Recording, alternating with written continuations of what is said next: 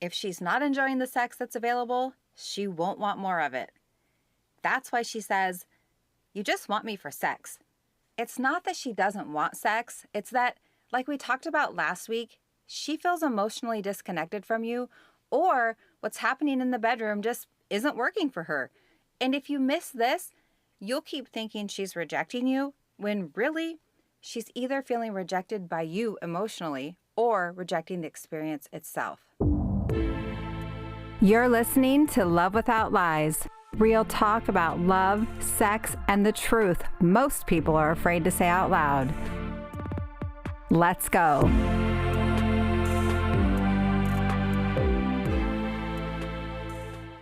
When a woman says, "You just want me for sex," it's about these three layers kind of stacked on top of each other. So the first one that we talked about in the last episode was she doesn't feel emotionally close or connected to you.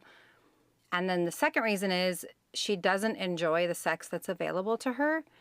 And the third reason, we're going to cover this in the last episode of this 3-part series, which is she's carrying old conditioning and wounds that tell her men can't be trusted with her heart. But today, we're going to jump into the second reason, which is when she doesn't enjoy the sex that's available.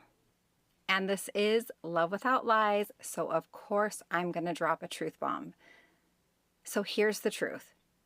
Most women don't intentionally avoid sex, but they do intentionally avoid bad sex. So if the sex to her feels rushed, mechanical, or disconnected, she's not going to want it. I'm not saying you're doing this because it may not feel that way to you, but what I'm saying is it might feel that way to her.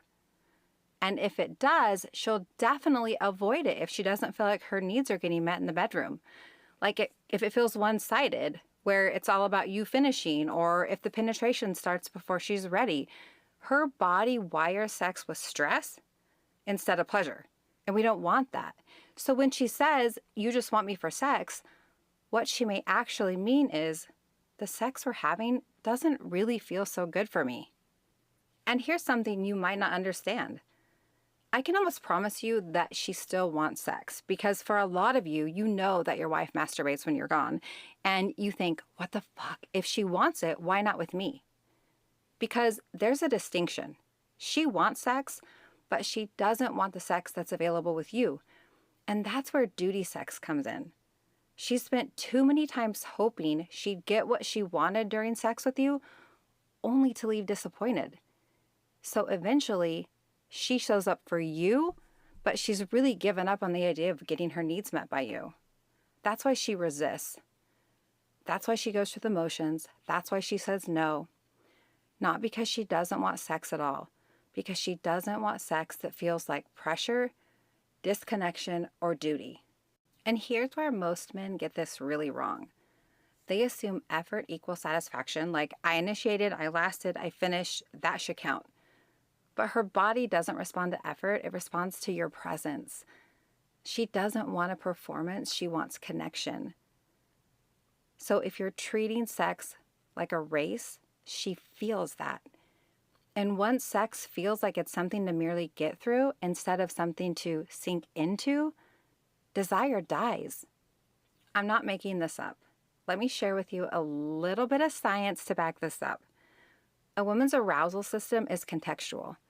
That means her body doesn't just respond to physical touch, it responds to how safe, connected, and engaged she feels in that experience or that moment. If she feels pressure, judgment, or indifference, her brakes slam on. If she feels attuned, valued, and cared for, her accelerator hits. So when sex isn't enjoyable, her nervous system codes it as avoid, avoid, alarm, avoid. It's not about rejecting you. It's about rejecting an experience that doesn't work for her body. I heard a question floating around the internet the other day, and it was, am I a good lover? Think about that. Have you ever asked your partner that? Have you ever even asked yourself that? Like, am I a passive participant, or are you generous, attuned, and present? Do you receive with openness? Do you show up as the most engaged version of yourself, committed to creating connection that feels extraordinary for both of you? And here's a really deep question to ask. Would you even want to have sex with yourself? I mean, it's easy to assume everything is fine, and it's easy to be partial to tell yourself, like, yeah, I'm good. But if you never ask your partner, you'll never grow. And when you finally do talk about sex, if the default is to get defensive instead of curious, you stay stuck. So, this is why so many couples plateau in the bedroom. It's not about the rejection, it's about avoiding the hard questions that unlock the real connection. Can I be really transparent with you for a minute? One of the biggest mistakes I've experienced personally, and I've heard it echoed from so many women, is men moving too fast, going straight for penetration before my body even had a chance to catch up. What that feels like to her is that you've already decided we're going to do this, and you didn't notice whether her desire was even alive yet. And here's what men need to understand: women want to feel their own desire. We don't just want to be pulled into your turn on. We want that space to feel that slow buildup, the anticipation of, yes, I want him. We want to feel that rising up in our bodies. When you rush, you rob her of that.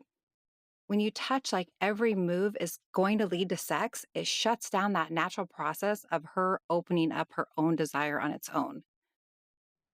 The men who stand out, the men that women remember, are the ones who don't make every kiss, every touch, every caress about getting somewhere. They touch to connect. They hold, they tease, they slow down enough to let her feel her own hunger waking up inside of her. And that's when sex flips from duty into desire. That's when she wants you, not because you pressured her body, but because you invited her into her own turn on.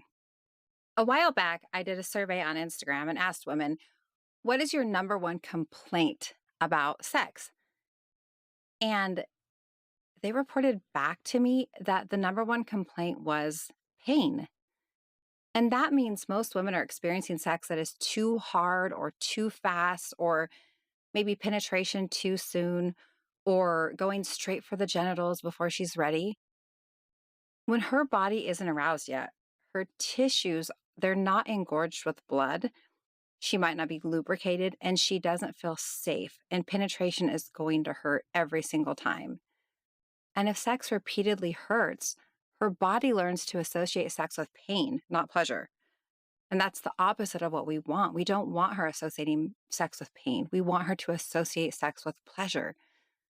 That's why she resists. Most often, it's not because she doesn't want you, but it's because her nervous system is saying, protect me. I mean, wouldn't yours if something hurt? This is why slowing down and asking her, like, how's the pressure? How's the speed? And focusing on her turn on before penetration is so critical. And if you ignore her pacing, you're not just rushing, you're teaching her body that sex with you is unsafe. So let's get into the juicy stuff. How do you entice a woman's desire? Well, you want to encourage her to feel her own natural turn on, not just respond to yours. So that's what we're talking about when we're talking about enticing her desire. When you do things like go straight for her genitals, it tells her body, this is going to be another session that's all about him, because she's not ready for that yet. Don't rush it. Slow down. Tease her into her own desire. Be attuned with her body, because you'll know when she's ready to be touched in those places. It's almost like holding this script in your mind, like flipping the script, like telling yourself, I'm not going to give this to her yet. Nope, we're not going to do it. Nope, we're not going to go there. Like tease her up to feel her own desire. And now that's a completely different mindset a lot of men carry, which is most men say, in their mind, their mindset is like, she doesn't like this, so let's just get it over with. But do you see the difference? One mindset creates pressure, the other creates anticipation. And anticipation is what makes her body want you. You might hear all this information I've shared with you, and you might still be saying to yourself, but Teresa, I do all of that. I even ask during sex. Here's what I want to share with you. I've been there. And let me share something I've heard from so many women over the years.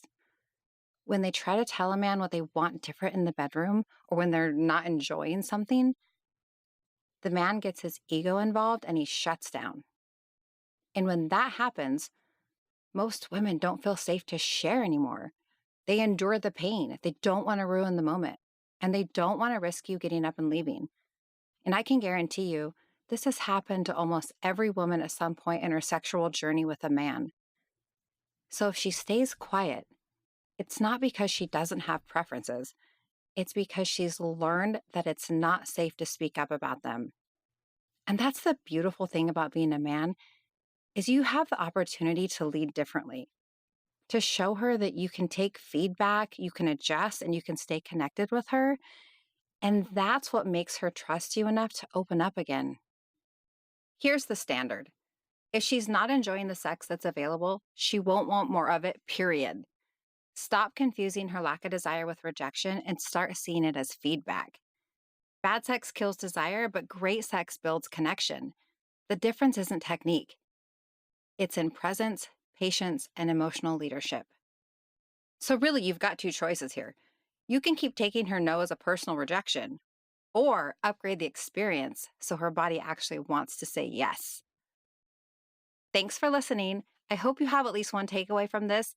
This episode was part 2 of a 3-part series, and in the next part, we're going to go into the deepest reason she says, "You just want me for sex," the old conditioning and wounds that whisper, "Men can't be trusted."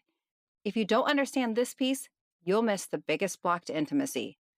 And before I wrap up, don't forget, I'm going to be hosting a live couples workshop soon, and this is where we'll go deeper into creating emotional safety, enjoying better sex, and building the kind of intimacy most couples never experience.